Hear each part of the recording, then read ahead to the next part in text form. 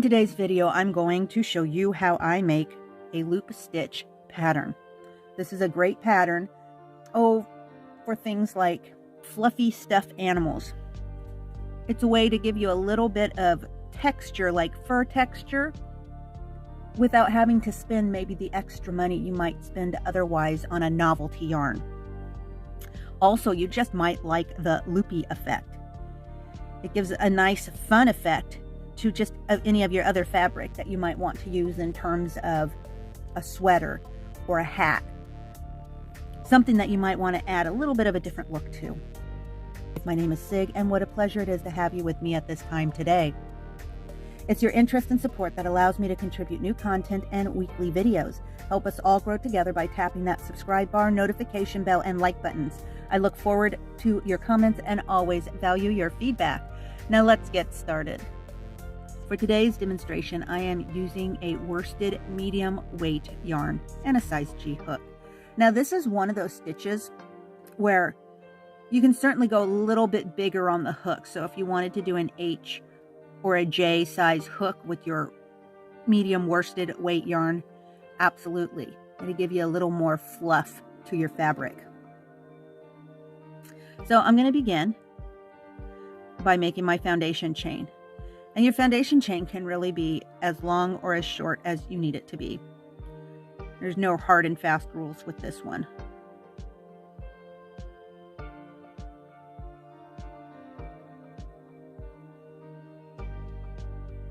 So I'm just going to go ahead and chain 10 for the sake of this demonstration. And then I'm going to go ahead and in the second chain from my hook, I'm going to single crochet. And I'm going to make a single crochet in each one of my chain stitches.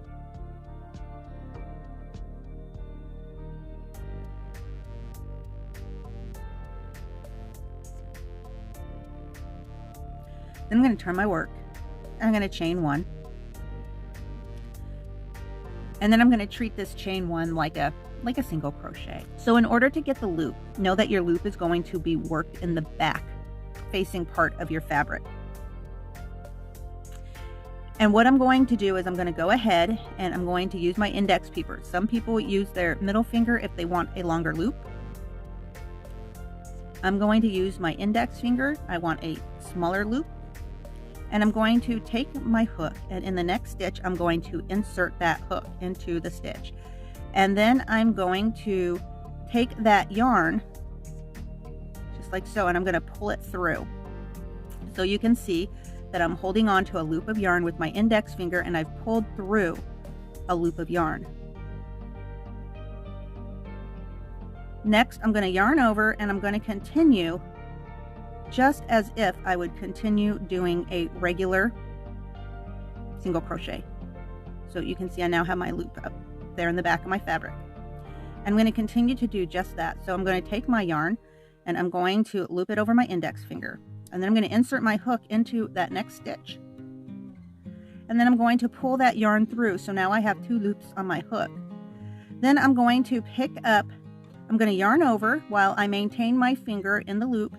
And I'm going to yarn over and I'm going to pull that loop through again in order to create what would normally be like a regular kind of a motion you would make for a single crochet. Now I have two loops. So again, I have my loop, my yarn around my finger, and I take my hook and I insert it into the next stitch. And then I take that yarn with my hook and I pull it through to give me two loops on my hook. And then I continue as if I'm going to do a regular single crochet. So then I'm going to do a yarn over with the tail of that yarn, and I'm going to pull it through those two loops.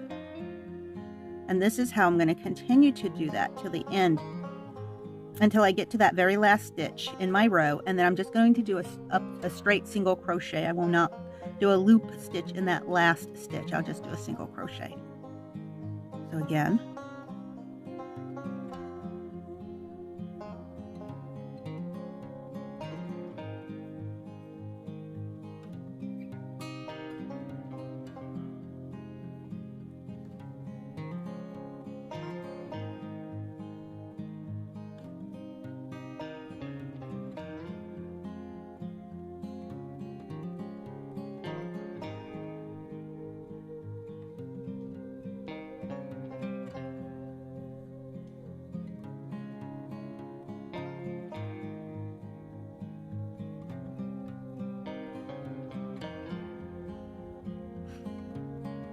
And you can see when I turn my fabric around here on the back side of my work, I have my loops. Now, if I am working in rows, then what I'm going to do is when I turn my work, I'm going to chain 1. And then I'm going to single crochet in each one of those stitches across my row.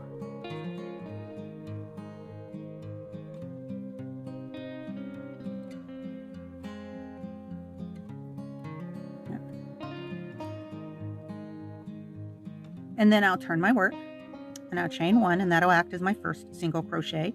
And then I'll start the process all over again.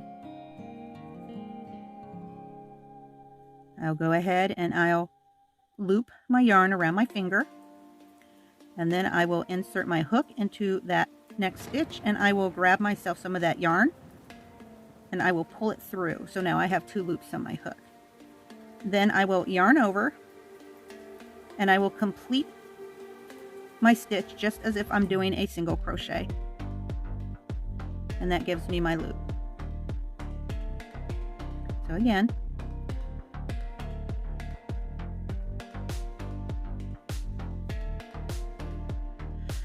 so if I continue to work in rows, I'm going to do my 1 row, which would be my back row, in the loop stitch. And then when I turn my work and I have my back row facing me, that's when I will do just a standard single crochet across the next row. So 1 row of loop stitches, 1 row of single crochet. 1 row of loop stitches, 1 row of single crochets. So it'd be like an alternation of rows, let's say 1 and 2. Row 1 being loop stitches, row 2 being single crochets. And then that's repeated through the length and duration of your fabric that you're working in rows. But now if I'm working in the round, I am going to omit those rows of single crochet if I want that complete part of the fabric to be nothing but loop stitches. And I'll show you what I mean by that. So before I showed you how to work your loop stitch in rows, now I'm going to show you how to work your loop stitch in rounds. So I'm going to begin by just making an adjustable ring.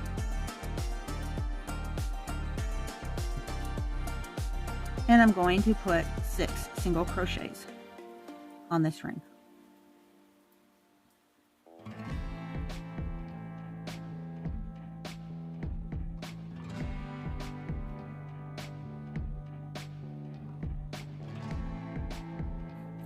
Okay, just like you would do a standard ring when you're starting to work in the round, a 6 count. And then I'm going to join.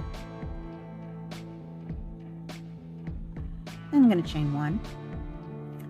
So just as before, I'm going to go ahead and I'm going to use my index finger, and I'm going to tighten a bit of that yarn around my finger, and I'm going to take my hook and I'm going to insert it into that stitch, and then I'm going to pull through some of that yarn to give me my 2 loops on the hook. And then I'm going to continue like as if I was working a standard single crochet. Now because I'm working in the round, and typically when we work in the round, our second row is going to be 12 stitches. If we started off with 6 stitches, basically 2 stitches in the same spot. So I'm going to do that here. I'm going to go ahead, I'm going to start off like I have before. I'm going to pull that yarn through, keeping the loop on my finger.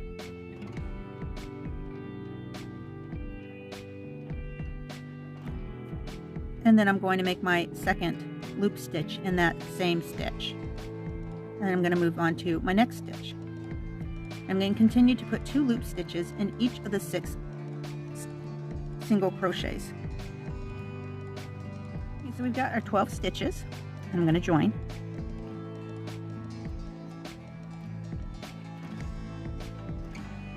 And we've got our second round.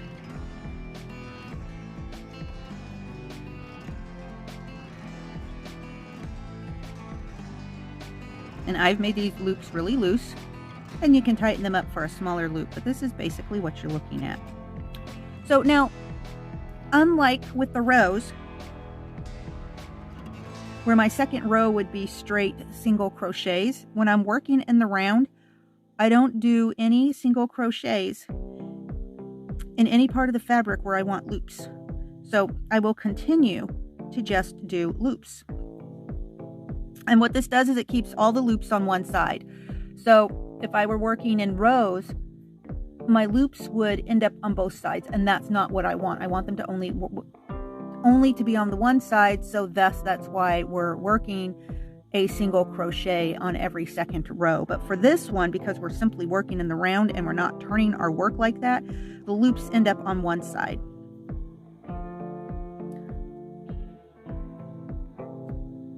So again, and I just do it like I would normally do a 6 count round. So in this particular case, it's going to be my 3rd row, and what I'm going to do is my first stitch is going to be 1 loop stitch. And then in the next stitch, I'm going to have 2 loop stitches in that stitch.